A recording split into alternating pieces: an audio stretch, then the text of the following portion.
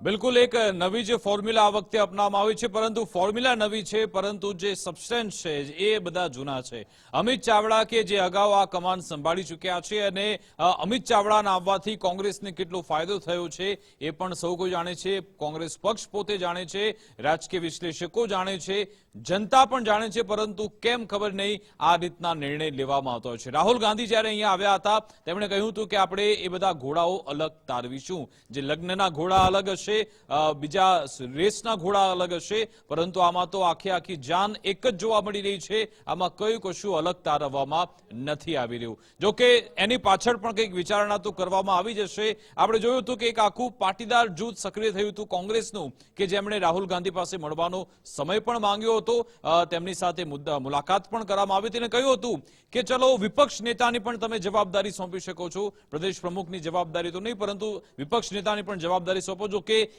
એ માંગ પણ સ્વીકારવામાં નથી આવી. અને તુષાર ચૌધરી કે જે કેબિનેટ મંત્રી રહી ચૂક્યા છે અને સારી એવી કામગીરી પણ નિભાવી ચૂક્યા છે, સારો એવો અનુભવ એમનો સંગઠનમાં છે, એક એવો ચહેરો કે જે સર્વ સ્વીકૃત કોંગ્રેસમાં તો છે, પરંતુ હવે બાહ્ય સ્તરે જે મુખ્યત્વે રીતે વિપક્ષ તરીકે જે મુદ્દા ઉઠાવી શકે એમાં તેમને સફળતા મળશે કે કેમ એ જોવાનું રહે છે. પરંતુ 2027 માટે કોંગ્રેસ આ બધી તૈયારી કરી રહી છે. અમિત ચાવડા કે જે સંગઠનનો ચહેરો રહેશે અને વિધાનસભામાં જે મુદ્દા ઉઠાવનાર જે અગ્રિમ હરોળમાં છે એ તુષારભાઈ ચૌધરી છે. આ બંનેને જવાબદારી સોંપવામાં આવી છે. ઓબીસી અને આદિવાસીનું આ એક કોમ્બિનેશન છે. આપણી સાથે ફોનલાઈન પર તુષારભાઈ ચૌધરી જોડાઈ ગયા છે, એમની સાથે વાત કરી. તુષારભાઈ, પહેલા તો આપને અભિનંદન કે આપને આ જવાબદારી સોંપવામાં આવી છે. હવે બીજો સવાલ એ કે આપને શું લાગે છે, કઈ એવી સ્થિતિ જોઈને, કયા સમીકરણ જોઈને આપને આ જવાબદારી સોંપવામાં આવી છે અને આપ હવે કેવી કામગીરી કરશો? ત્યારે રાહુલ ગાંધી પોતે ગુજરાત પર નજર રાખી રહ્યા છે અને એમને જે સંગઠન સૂચન અભિયાન જે ગુજરાતના પાયલોટ પ્રોજેક્ટ તરીકે લોન્ચ કર્યું છે એના સંદર્ભમાં આ ફેરબદલ કરવામાં આવ્યા છે અને એમાં મારી પસંદગી થઈ છે. તો રાહુલ ગાંધી એ જે પસંદગી કરી છે એને માં ખરા ઉતરવાનો મારો દિલથી હું પૂરા પ્રયત્ન કરીશ અને ગુજરાતમાં ફરી કોંગ્રેસને બેઠી કરીને 2027માં સરકાર બને એના માટે અમે મહેનત કરીશું. અચ્છા, આપનો શું સંવાદ થયો તો રાહુલ ગાંધી સાથે, મલ્લિકાર્જુન ખડગે સાથે? શું આપને લેસન હોમવર્ક આપવામાં આવ્યું છે ગુજરાત માટે? નહીં, અત્યારે તો એવી કોઈ મુલાકાત થઈ નથી. અમારી તો જે પહેલા મુલાકાત થયેલી 1-to-1 એ જ મુલાકાત હતી, પછી તો મુલાકાત કોઈ થઈ નથી મારી. અચ્છા, તો કેવી રીતે તમે 2027 માટે લડવાનો છો? કોઈ પ્લાન તૈયાર કર્યો છે? કોઈ તમારો એજન્ડા છે કે હજી હવે કરશો બધું? હવે શરૂ કરીશું ને. તો હજી તો ઓર્ડર આજે રિલીઝ થયો છે. બિલકુલ. સાથે સાથે આમાં એક તમારા જ પક્ષમાં શું રહે હતો કે વિપક્ષ નેતા કોઈ પાટીદાર સમાજમાંથી સોંપવામાં આવે, કિરીટભાઈ પટેલનું નામ આગળ ચાલી રહ્યું હતું, એવો આપને અંદર હવે ખટરાક કઈ આપને લાગી રહ્યો છે? કારણ કે નારાજગી કોઈ જોવા મળે એવું? એ તો બધા ધારાસભ્ય જોડે અમે મિટિંગ કરીશું, ચર્ચા કરીશું એટલે ખબર પડશે. એવું કશું છે નહીં, બધા અમે 12 જણ એક જ છે એટલે એમાં કોઈ ના, એટલે આપના જવાબ પરથી મને એવું લાગ્યું કે એની સંભાવના છે. તમે કહ્યું કે ભેગા મળીશું પછી ખબર પડશે, એટલે કદાચ ત્યારબાદ ખટરાગ આવી શકે છે. આપને એવું લાગે છે? ના, મને કોઈ વસ્તુ એવી લાગતી નથી, કારણ કે અમે 12 જણ ટીમ તરીકે જ કામ કર્યું છે. 2.5 વર્ષથી અમે એક ટીમ તરીકે જ કામ કર્યું છે અને ભલે અમારું સંખ્યાબળ ઓછું હોય તેમ છતાં બી અમે વિધાનસભામાં અસરકારક વિપક્ષની ભૂમિકા અમે ભજવીશું અને પ્રજાને સ્પર્શતા મુદ્દાઓ, પ્રજાને પડતી સમસ્યાઓના અમે વિધાનસભામાં હંમેશા ઉજાગર કરતા આવ્યા છે અને ભવિષ્યમાં પણ એ રીતે અમે કરતા આવીશું. બિલકુલ બિલકુલ. આભાર તુષારભાઈ, અમારી સાથે જોડવા બદલ, વાતચીત કરવા બદલ. તુષાર ચૌધરી કહી રહ્યા છે કે અમે જે 12 લોકોની અમારી ટીમ છે, આમ તો પહેલા એ 17ની હતી, ધીરે ધીરે પછી ઘટી ગઈ. 12 લોકોની આ ટીમ એક સાથે મળીને કામ કરવાના છીએ. અને જ્યારે સવાલ પૂછવામાં આવ્યો કે જે એક માંગ હતી કે વિપક્ષ નેતાનું જે પદ છે કોઈ પાટીદાર નેતાને સોંપવામાં આવે, તેને લઈ તેમણે મોગમમાં જવાબ તો આપ્યો કે ભેગા મળીશું પછી બધું જોઈ લઈશું. એટલે એક એવી શક્યતા એમને પણ કદાચ મનમાં છે કે ખટરાગ આવવાનો છે. હવે ખટરાગ કેવી રીતે એને દૂર કરવામાં આવે છે, કોઈ નારાજગી હશે તો તે કેવી રીતે દૂર કરવામાં આવશે એ જોવાનું રહેશે. પરંતુ મને લાગે છે કે આ બધી નારાજગી ધીમે ધીમે બહાર આવવાની છે. કારણ કે તમે જોયું હતું કે અમદાવાદમાં જે ખાનગી સ્થળે તમામ પાટીદાર નેતાઓ એકઠા થયા હતા, એ પછી વીરજી ઠુમ્મર હોય, કિરીટ પટેલ હોય કે પછી અલગ અલગ આ તમામ લોકો જેમણે એ રજૂઆત કરી હતી કે અમને પદ સોંપવામાં આવે. આજ અંગે હવે વાતચીત કરીશું. આપણી સાથે કોંગ્રેસના મુખ્ય પ્રવક્તા મનીષભાઈ દોશી પણ જોડાઈ ગયા છે. એમની સાથે વાત કરીએ. મનીષભાઈ, આપનું ગુજરાત ફર્સ્ટમાં સ્વાગત છે. ગુજરાત કોંગ્રેસની કમાન ફરી એકવાર અમિત ચાવડાને સોંપવામાં આવી. કયું એવું સમીકરણ છે, કયા આધાર પર આ એમને કમાન સોંપવામાં આવી છે કે 2027માં તેઓ કોંગ્રેસને સત્તા અપાવી શકશે?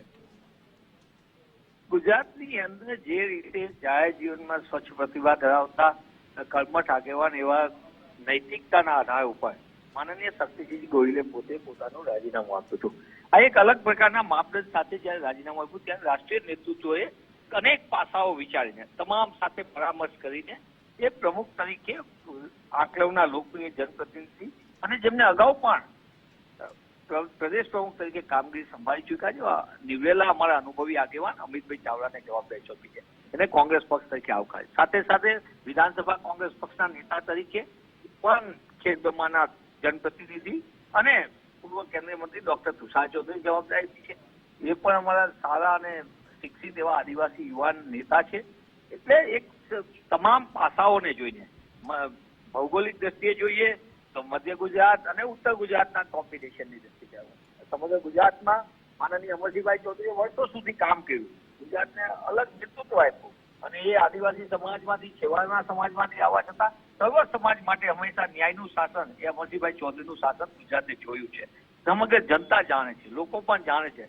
તેવા સંજોગોની અંદર જયારે બંને યુવાન સાથીને જવાબદારી સોંપાવાય છે, કોંગ્રેસ પક્ષના કાર્યકર્તા તરીકે આવકારું છું અને આગામી દિવસોની અંદર વિધાનસભા અંદર કોંગ્રેસ પક્ષ જનતાની લડાઈ લડવાની હોય કે પછી સંગઠનના આધાર ઉપર સડક ઉપર લડાઈ લેવાની, બંને બાજુ કોંગ્રેસ પક્ષ ગુજરાતની જનતાની લડાઈ લડશે. કારણ કે આજે ગુજરાતની જનતા અને દેશની જનતા મોંઘવારીથી પીડાય છે, યુવાનો બેરોજગારીથી પીડાઈ રહ્યા છે અને બીજી બાજુ ગુજરાતમાં ભારતીય જનતા પાર્ટીના અહંકારી શાસનથી અને ભ્રષ્ટાચારી શાસનથી ગુજરાતની જનતા પરેશાન છે. એવા સંજોગોમાં બંને નિમણૂક આગામી દિવસોની અંદર કોંગ્રેસ પક્ષ મજબૂત થઈ લોકોની અવાજ બનશે એવો મને વિશ્વાસ છે. અચ્છા મનીષજી, એક સૂર તમારા પક્ષમાં એ પણ હતો કે કોઈ પાટીદાર ચહેરાને એ તક આપવી જોઈએ, કમાન સોંપવી જોઈએ. આખું જૂથ સક્રિય હતું. પછી રાહુલ ગાંધી પાસે સમય પણ માંગવામાં આવ્યો હતો. તેમની માંગ સ્વીકારવામાં નથી આવી. શું આપને લાગે છે કે નારાજગી હશે ને જો નારાજગી હશે તો પછી કેવી રીતે દૂર કરશો? નારાજગી જેવું હોતું નથી. સર્વ લોકોને કોંગ્રેસ પક્ષમાં તમામ લોકોને પોતાની વાત રજૂ કરવાનો અધિકાર હોય છે અને સાથે સાથે કોંગ્રેસ પક્ષે કોઈ વ્યક્તિ કે જાતિના આધાર ઉપર નહીં પણ બધાને સર્વ સમાવેશક વાત હોય છે અને બધાની વાત સાંભળીને યોગ્ય સમય યોગ્ય નિર્ણય કરતો તમામને જવાબદાર. ભૂતકાળની અંદર સિદ્ધાર્થભાઈ પટેલને પાટીદાર તરીકે પણ ચીમનભાઈના દીકરા હતા પણ સાથે સાથે એક અભ્યાસુ તરીકે એમને પણ પ્રદેશ પ્રમુખની મોટી જવાબદારી સોંપવામાં આવી હતી. અગાઉ પરેશભાઈ ધાનાણી પોતે વિધાનસભા કોંગ્રેસ પક્ષના નેતા હતા, વિરોધ પક્ષના નેતા હતા, એટલે એમને પણ જવાબદારી આપવામાં. એટલે કોંગ્રેસ પક્ષ સર્વ સમાજને સાથે લઈને ચાલે છે. અમારી માટે અગત્યનું એ છે કે કોંગ્રેસ પણ ગુજરાતની કોંગ્રેસના માધ્યમથી ગુજરાતની જનતાને ન્યાય મળે, એમને અધિકાર મળે અને એ લડાઈમાં કોંગ્રેસ માધ્યમ બને જે રાહુલજી ઈચ્છી રહ્યા છે એ દિશામાં અમે આગળ કામ કરવાના. પણ આમાં મનીષભાઈ, છેલ્લે ભરતસિંહ હતા ત્યારે તમને 77 બેઠકો મળી હતી. ત્યારબાદ અમિત ચાવડા આવ્યા, તમે 2019 હારી ગયા. પછી જગદીશભાઈ ઠાકોર આવ્યા, પછી 2022 ગયું, પછી આવ્યા શક્તિસિંહભાઈ, તો લોકસભામાં પણ તમને સારું પરિણામ મળ્યું. ફરી 2027માં અમિત ચાવડાને જયારે જવાબદારી સોંપાઈ છે તો કયો કોન્ફિડન્સ એ છે કે તમને એ સત્તા અપાવી દેશે? સત્તામાં હાર જીત થતી હોય છે, અગત્યનું છે સંગઠન મજબૂત થાય.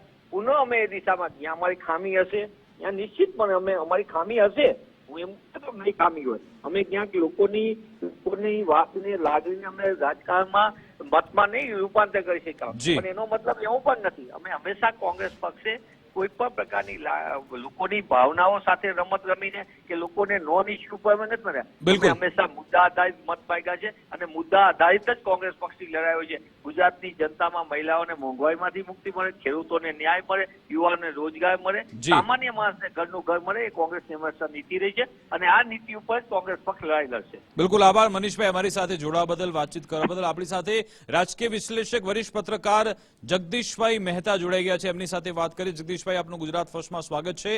ઘણું બધું મનોમંથન આપણે કર્યું કે ભાઈ ગેનીબેન ઠાકોર આવવાના છે, જેનીબેન ઠુમ્મર આવશે. હવે આ રિપીટેશન આવ્યું છે અમિત ચાવડા. એ અમિત ચાવડા કે જે 2019ની લોકસભા ચૂંટણી વખતે કમાન એમના હાથમાંથી અને પછી એમાં કેવા હાલ થયા હતા આપણને ખબર છે. ફરી એકવાર એમને તક આપવાનો શું તર્ક છે, શું કારણ આપને લાગી રહ્યું છે? જુઓ, કોંગ્રેસને એક મુદ્દાનો કાર્યક્રમ છે કે માધવસિંહ સોલંકી એને ને અમિત ચાવડા એ બેને કનેક્શન છે. આપને પેલા સમજાવી દઉં. આ ઈ થિયરી ઉપર જાય છે કોંગ્રેસ, એટલે કહું છું. અમિત ચાવડાના દાદાનું નામ હતું ઈશ્વરભાઈ ચાવડા અને એના જમાઈનું નામ હતું માધવસિંહ સોલંકી. સમજી ગયું? માધવસિંહ સોલંકીએ ખામ થિયરી એટલે ક્ષત્રિય, આદિવાસી, માઇનોરિટીઝ અને દલિત, આ ચારેયને ભેગા કરીને ટ્રીમન્ડસ બહુમતી કોંગ્રેસને જે તે સમયે અપાવેલી રેકોર્ડ બ્રેક. પણ ઈ જે એને કારણે ગુજરાતમાં કોંગ્રેસની છાપ જાતિવાદી ને કોમવાદી પડેલી. હવે પછી શું થયું? એને કારણે સવર્ણોએ કોંગ્રેસોથી મુંહ મોડી લીધું કે ભાઈ આ લોકો પછાતો, દલિત, માઇનોરિટીઝ વગેરે વગેરેની રાજનીતિ કરવામાં આવે છે, આદિવાસી વગેરેની. એટલે જે સવર્ણો હતા એ મોટા ભાગે ભારતીય જનતા પાર્ટીમાં વયા ગયા અને કોંગ્રેસ તરફથી મુંહ મોડી લીધું. હવે અત્યારે જે કોંગ્રેસે ખેલ નાખ્યો, અથવા તો અમિત ચાવડાને પુનઃ, કારણ કે એ તો નહીં તો ધારાસભ્ય તો છે આંકલાવના, પણ એને પાછા બનાવ્યા તો કરવા શું માંગે છે કે અમિત ચાવડા એટલે ઓબીસી ચહેરો. સ્થાનિક સ્વરાજ્યની ચૂંટણીમાં 27% અનામત મળવી જોઈએ એની ઝુંબેશ અમિત ચાવડાએ ઉપાડી હતી. ગુજરાત હાઈકોર્ટે રાજ્ય સરકારને ઠપકો આપ્યો તો તમે હજી સુધી આનું કઈ રીતે કમિશન બનાવી ન શક્યા અને અમલ કેમ ન કર્યો. એ ઠપકો સરકારે સહન કરવો પડ્યો. વિધાનસભાની ચૂંટણીનું બહાનું કાઢ્યું, એ બધું પતી ગયું. પછી સ્થાનિક સ્વરાજ્યની ચૂંટણી આવી, એમાં 27% ઓબીસી અનામતને લાભ આપવો પડે એવી સરકારે જાહેરાત કરવી પડી. હવે એનો યશ એ અમિત ચાવડાને આપવો ઘટે, કારણ કે ઝુંબેશ એને ચલાવી હતી. અને ગુજરાતમાં પાટીદાર પછી સૌથી બળુકી પછી, એટલે આમ જો તો સંખ્યાની દ્રષ્ટિએ તો પાટીદાર કરતા મોટી વોટ બેંક અગર કોઈ હોય તો એ વોટ બેંક નું નામ છે ઓબીસી. હવે ભારતીય જનતા પાર્ટી થી માંડીને બધાની નજર જે છે એ અહીંયા જ છે ઓબીસી વોટ બેંક ઉપર.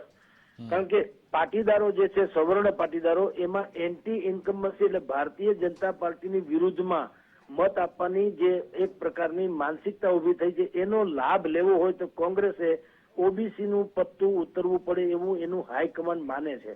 એટલે એને અમિત ચાવડાને ઉતાર્યા. પણ આપની જાણ ખાતર આખું માળખું હજી મારી પાસે નથી આવ્યું. જાહેર ખાલી પ્રમુખ અને તુષાર ચૌધરી બેની જ વાત આવી. તુષાર ચૌધરીને વિધાનસભામાં વિપક્ષના નેતા બનાવ્યા અને અમિત ચાવડાને પ્રમુખ. હવે તુષાર ચૌધરી જે આક્રમક રજૂઆત કરવા માટે તેને પંકાયેલા નથી. જ્યાં જિગ્નેશ મેવાણીને રાખે તો પ્રોબ્લેમ થાય એમ હતો, એટલે ઈ હજી સુધારવાની કોશિશ કરી કે તુષાર ચૌધરી છે ને મવાળ પ્રવૃત્તિ ગણાય. એટલે અટલ બિહારી વાજપેયી જેવું. મવાળ એટલે ખરાબ નહીં, મવાળ એટલે બહુ આક્રમક ન કરે, જે કઈ વાત કરે તર્કબદ્ધ કરે અને શાલીન ભાષામાં કરે તો સારી વાત તો ચોક્કસ ગણાય. પણ આ બે જે મુખ્ય પોસ્ટ છે એમાં ક્યાંય કરતા ક્યાંય સૌરાષ્ટ્રને પ્રતિનિધિત્વ આપવામાં આવ્યું નથી.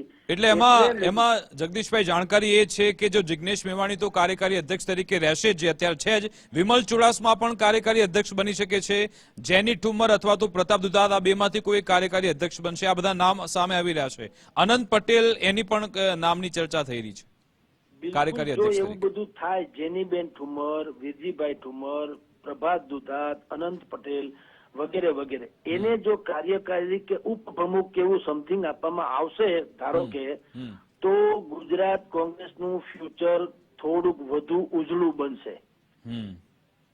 આ જ વાત હતી પાટીદાર સમાજની. હમણાં થોડાક દિવસ પહેલા ગાંધીનગરમાં 41 જેટલા સંસદ સભ્યો, ધારાસભ્યો કક્ષાના પાટીદાર નેતાઓ મળ્યા હતા અને એને કે.સી. વેણુગોપાલને પત્ર લખીને કીધું હતું કે અમે લોકો સમાજના રૂએ બહુ જ અમારી રીતે આગળ છીએ, પણ અમને કોઈ તક આપવા માંગતી નથી. અત્યાર સુધી તેવું બન્યું છે, જો તમે અમારી પીડા સાંભળો, તમે નહીં સાંભળો તો અમારે કંઈક નવો વિકલ્પ વિચારવો પડશે. હવે કોંગ્રેસ હાઈકમાન્ડે જો તમે કહો છો એમ ઉપપ્રમુખ તરીકે પણ પ્રભાત દુધાત થી માંડીને જેનીબેન ઠુમ્મર કે વગેરે વગેરેને જો રાખ્યા હશે તો લખી રાખો કે ઘણા વર્ષો પછી પહેલી વખત એવું માનવાને કારણ બને કે કોંગ્રેસે કંઈક થોડીક સ્પોર્ટ્સમેન સ્પિરિટ દાખવી છે અને ઈ એના હિતમાં ગણાશે. આજે સવારે સમાચાર એવા કે કોળી સેના પ્રમુખ જે એમનું કહેવું હતું કે તમે કોળી સમાજને તક આપો, સાથે સાથે જે ઋષિ ભારતી બાપુ એ પણ મેદાનમાં આવી ગયા કે કોળી સમાજને સાઇડલાઇન કરાય છે. બીજી બાજુ જે પાટીદાર સમાજનો આપણે ઉલ્લેખ કરી જ નાખ્યો કે એમણે ઘણી બધી બેઠક અમદાવાદમાં પણ કરી, રાહુલ ગાંધીનો સમય પણ માંગ્યો હતો, પરંતુ ઓબીસી ચહેરો આવ્યો છે, આ બાજુ આદિવાસી ચહેરો છે. શું પાટીદાર સમાજ કોંગ્રેસ સંગઠનમાં એ લોકો એ નારાજ થઈ શકે છે? ઘણા બધા એવા નામ છે, એ વંડી ઠેકી શકે છે, આપને લાગે છે આ નિર્ણય બાદ? જુઓ, હજી મેં કીધું ને, આખું માળખું જો આપણે તમે હમણાં જ તમારે જ મોઢે બોલ્યા છો એ પ્રમાણે કે ઉપપ્રમુખ તરીકે ગેનીબેન ઠુમ્મર, પ્રભાત દુધાત, અનિલભાઈ પટેલ કે આનંદ વગેરે વગેરે આવી રીતે, અને કેમ્પિયન કમિટીના ચેરમેન પરેશ ધાનાણીને બનાવવામાં આવ્યા એવું મારી પાસે મેસેજ છે. હવે આવું બધું હોય તો ટૂંકમાં પાટીદારોનો સમાવેશ કરવાની કોશિશ તો કોંગ્રેસે કરી છે, પણ આ બધું ઓન રેકોર્ડ આવે ત્યારે, અત્યારે કહેવાય છે એ જુદી વાત છે ને હોવું જુદી વાત છે. અત્યારે બે વાત જે સામે આવી એ શું છે? બે જ વાત છે કે ભાઈ અમિત ચાવડા પ્રમુખ અને ભાઈ તુષાર ચૌધરી વિપક્ષના નેતા, ધેટ્સ ઓલ. બાકી બધું જો ને તો છે.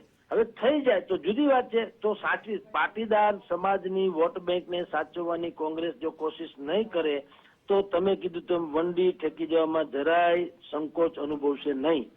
કારણ કે વિસાવદરમાં નવી કુંપળ જે ફૂટી છે રાજનીતિની, એ આશાસ્પદ છે. એટલે હવે દેખતે હે, આખું એનું સંગઠન જાહેર થાય પછી આપણે એનું જરાક વધારે વિશ્લેષણ કરી શકીએ. અત્યારે આ બેયના આવવાથી તો સૌરાષ્ટ્રમાં નારાજગી પ્રવર્તે જાય, પણ સૌરાષ્ટ્રના કેટલા લોકોને શું કયા હોદ્દા ઉપર લીધા છે એ જાણ્યા પછી રિએક્શન આપી શકાય કે ખરેખર શું થશે. પણ અત્યારે કોંગ્રેસે થોડી પહેલ સારી કરી છે, એમાં ના નહીં. બિલકુલ, આભાર જગદીશભાઈ અમારી સાથે જોડાવા બદલ, વાતચીત કરવા બદલ. તો વરિષ્ઠ પત્રકાર જગદીશભાઈ કહી રહ્યા છે કે કોંગ્રેસની આ પહેલ થોડી સારી છે, પરંતુ આખું વિસ્તૃત માળખું બહાર આવે ત્યારબાદ એના પર આપણે વધારે એનાલિસિસ કરી શકીએ છીએ.